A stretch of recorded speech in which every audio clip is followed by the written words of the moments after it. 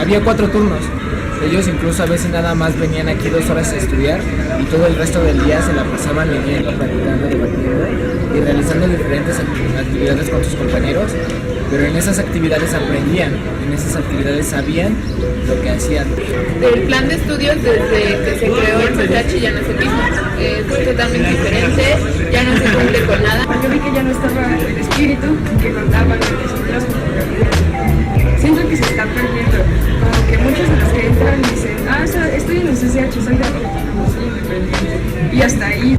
Pienso que debería ser como antes, que debería regresar esa forma por la cual fue fundada, con esas mismas bases, porque se va perdiendo eso y ya ahorita lo siento como en mi secundaria.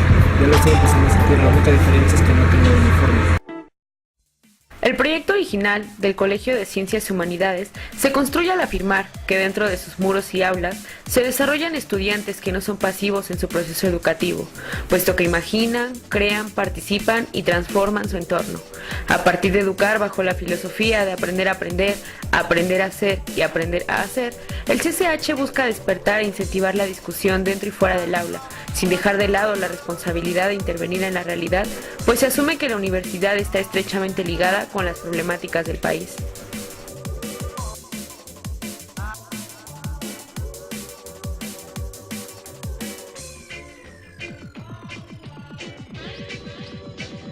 Los intentos de privatizar la UNAM han progresado paulatinamente y no es a través del aumento de cuotas que avanza la privatización, sino mediante reformas curriculares que recortan contenidos en los planes y programas de estudio y enfocan el contenido de la educación al servicio del mercado y el gran capital.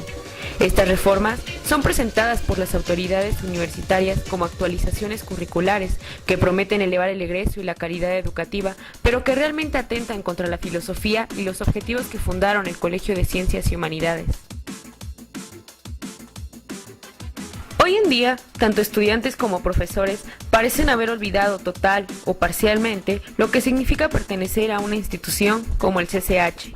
Esto se debe en gran medida a las modificaciones académicas regresivas que ha sufrido el proyecto original del colegio, aunado a la paulatina desintegración de la comunidad estudiantil, lo cual se ve proyectado en la creciente indiferencia que los estudiantes muestran por su entorno, en la edificación de proyectos de vida basados en las ideas que ofrece la televisión y en la resignación que niega toda posibilidad de una mejor realidad.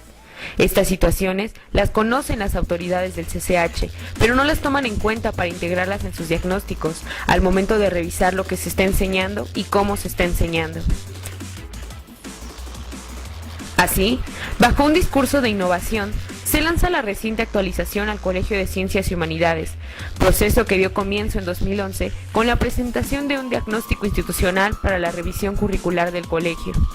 Dicho estudio fue precipitado y sin fundamentos sólidos, al exponer solo datos estadísticos aislados, sin un análisis de las causas y necesidades sociales, políticas, económicas y culturales que requiere el desarrollo de los estudiantes y los docentes. Bajo el argumento de mejorar la educación y elevar el egreso del CCH, la Dirección General del Colegio presenta el documento base para la actualización curricular con 12 puntos, los cuales eran: 1. Redefinición del perfil del egresado. 2. Actualizar los programas de estudio. 3. Formar y actualizar a los profesores. 4. Establecer curricularmente la materia de educación física. 5. Instituir el idioma inglés por 3 años. 6. Incorporar el idioma francés como segunda lengua extranjera. 7. Adecuar la selección de materias y los esquemas preferenciales. 8. Establecer el horario continuo de 7 a 7. 9. Implementar clases de 1 hora con 50 minutos. 10. Ofrecer recursamientos a través de cursos en línea y tutoriales. 11. Desarrollar cursos en línea optativos para apoyar los cursos ordinarios, remediales y propedéuticos. 12. Incorporar una materia curricular en el primer semestre denominada Estrategias para aprender a aprender. Aun cuando parece una buena propuesta, esta no pone énfasis en problemáticas puntuales y que apremian en los CCH, como la ausencia de profesores en la tarde, la revisión de las estrategias de enseñanza que alejan a los estudiantes de sus cursos, las condiciones concretas de estudio, por ejemplo la falta de espacios para trabajos estudiantiles más allá de bibliotecas, o bien las condiciones de contratación de los profesores de asignatura. Así, la consigna que las autoridades tienen al hacer modificaciones arbitrarias al proyecto original es terminar con la educación crítica en el colegio. La propuesta de modificación curricular estaba planteada para ser negociada. Los puntos 4, 8, 9 y 12 de la propuesta original fueron desechados tras las movilizaciones en contra de los 12 puntos, dejando al descubierto qué puntos no cederían y estaban dispuestos a imponer. Estos se enmarcan en 3 ejes. A. Incorporación de las nuevas tecnologías de la información y la comunicación en la educación. Puntos 10 y 11. Pensada para generar plataformas digitales que transfieren recursos de la universidad a la iniciativa privada, a la par de abrir paso a la reducción de la planta docente y jornadas de trabajo extenuantes. B. Aumento de 4 a 6 semestres para la enseñanza del idioma inglés. Punto 5. La oposición de la comunidad no es producto de no querer aprender el idioma, sino porque la obligatoriedad del inglés elimina una materia de formación teórico-metodológica indispensable para afrontar el ingreso a la educación superior. C. Formación y actualización de los profesores. Punto 3. Implica una homogenización de los perfiles de docentes y estandariza las formas de enseñanza. A partir de la aprobación del documento base, se integran comisiones para continuar los trabajos del proceso de actualización, esto es, una comisión especial examinadora del documento base encargada del plan de estudios y 32 comisiones encargadas de la actualización de los programas de estudio de las materias. Comisiones que se conforman mediante elecciones, las cuales tenían una serie de candados, dejando fuera a profesores interesados bajo el supuesto de no cumplir los requisitos, por lo que quienes ocuparían principalmente estos espacios serían profesores alineados a las autoridades. De este modo, la imposición era un hecho.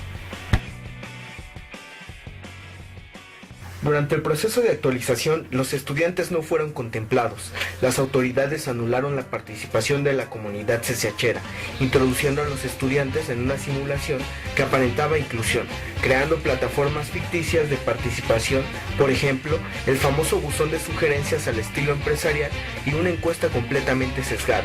Para seguir excluyendo a la comunidad estudiantil, sostuvieron con terquedad que los estudiantes no eran expertos en el tema, por ende, poco tenían que aportar, negando que el proceso de enseñanza-aprendizaje involucra a profesores y estudiantes, pues las actualizaciones definen nuestra formación o deformación académica.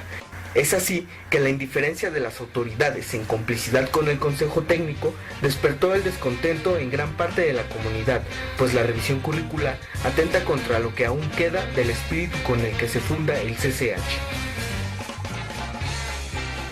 A consecuencia de la obstinación de las autoridades, se dio inicio a un proceso de movilización, el cual obtuvo logros, pues la presión ejercida por los diferentes sectores de la comunidad, tanto en el Consejo Universitario como en las marchas, lograron sentar a debatir a la exdirectora general de CCHs, Lucia Laura Muñoz Corona. Lamentablemente, las discusiones fueron estancadas por las mismas autoridades, al no tener argumentos para responder a las preguntas y críticas de la comunidad, dando continuidad a la farsa de escuchar a los estudiantes. Esto generó la desesperación de algunos sectores, los cuales tomaron la dirección general de CCH y posteriormente el vestíbulo de rectoría. Estas acciones, más que abonar a la lucha, propiciaron que las autoridades tuvieran el pretexto idóneo para reducir la lucha por la defensa del colegio a la idea de que la comunidad se resistía a cambios y a la mejora de los planes de estudio. Al mismo tiempo, las televisoras Televisa y TV Azteca montaron un linchamiento mediático a todas las voces y esfuerzos que argumentaban la ilegitimidad de la revisión curricular, frenando un proceso de organización que iba en crecimiento.